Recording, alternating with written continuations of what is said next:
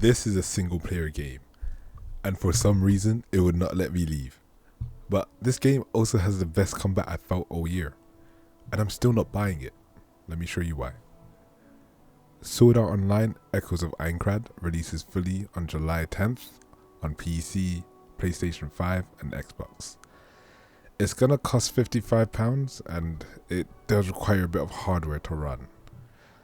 It's a single player action role playing game with 4 difficulties and an additional permadeath mode. The demo takes you through the prologue completely, which is about 3.5 hours in total. And it is more than enough time to get a feel for the game and how it plays. But by the second hour, I was ready to quit the demo, and I'll go through exactly why I didn't want to continue playing. The first thing I noticed going through the tutorial was a lack of ranged weapons, only swords and axes.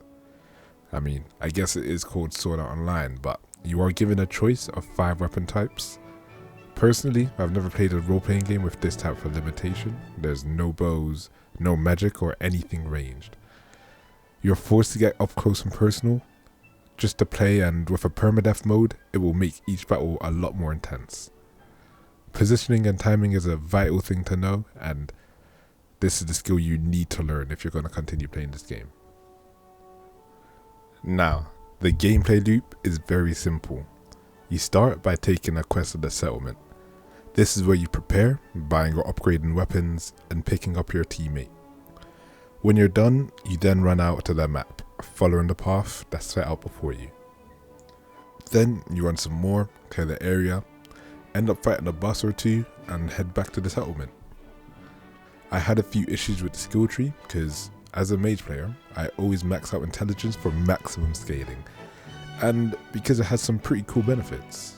I tried to do the same thing here, but this game mainly supports melee weapons, so the best buff I got was a 5% increase in gold earned. Maybe when you have maxed out the important stats like speed and dexterity, you can put a few points into it, but it was just a punishment trying to be myself. No weapon types skills with it, and it's like I can't play the game how I want. But I did find the optimal way to use my 5% extra gold buff, which was to buy a skill point reset and dump everything into dexterity and speed, and the game instantly became more playable. My daggers were dealing much more damage, and I was able to move around a lot quicker too. This made the game genuinely fun to experience, also because it ended up fixing a completely separate problem I had with the game. The combat in this game is amazing. It's responsive, and there isn't that much button mashing, if any at all. You have abilities to use whilst fighting, which makes the combats easier and allow you to synergize with your teammates. The bosses also have distinct phases, and the abilities they use seem well choreographed, allowing you to react to it. The bosses are varied, with different elements and debuffs that they can apply to you.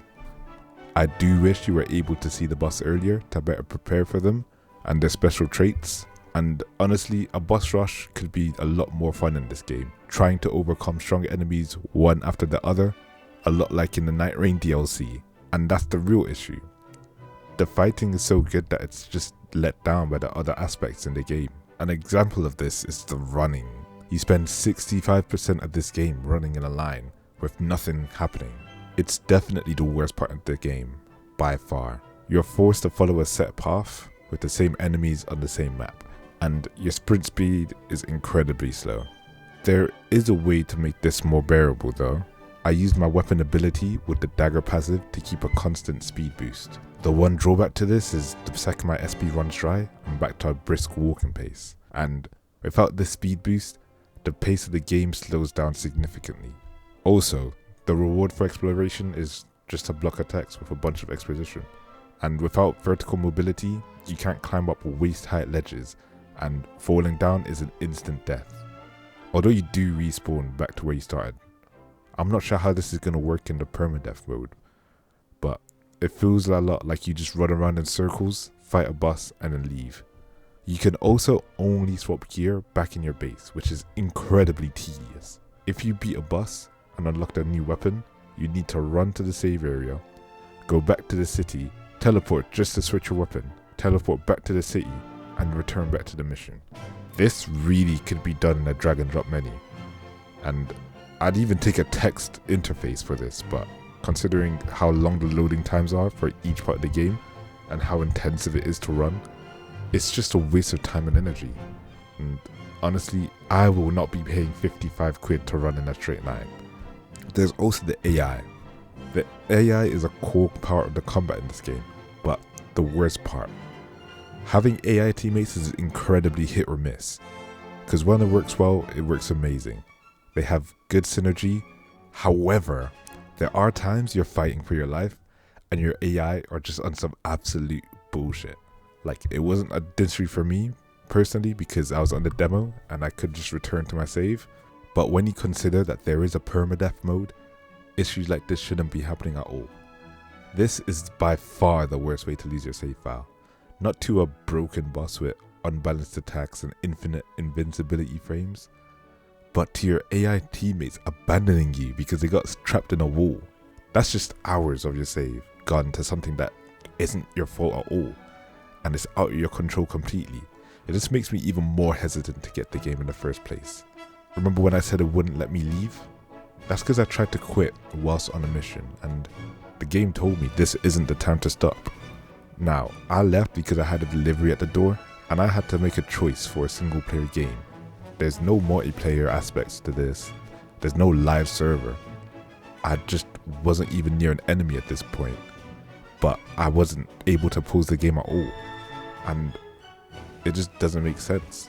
There's no pause button and you need to quit the mission completely to save, and that's just not a fun experience for me, especially when you consider that not everyone has a fast build and it takes forever to get to the closest. There is no pause button whilst you're not in combat or near an enemy. Would you accept that in a £55 game? In conclusion, the combat's amazing. The stat systems allow you to reset your whole build, so if something isn't working, especially for a specific boss, anything else out. But the viable builds feel limited compared to what I've tried out. Running in this game ruins the experience so much, and not being able to quit and save at any time, especially with how slow you move without a specific speed build, is just a complete deal breaker.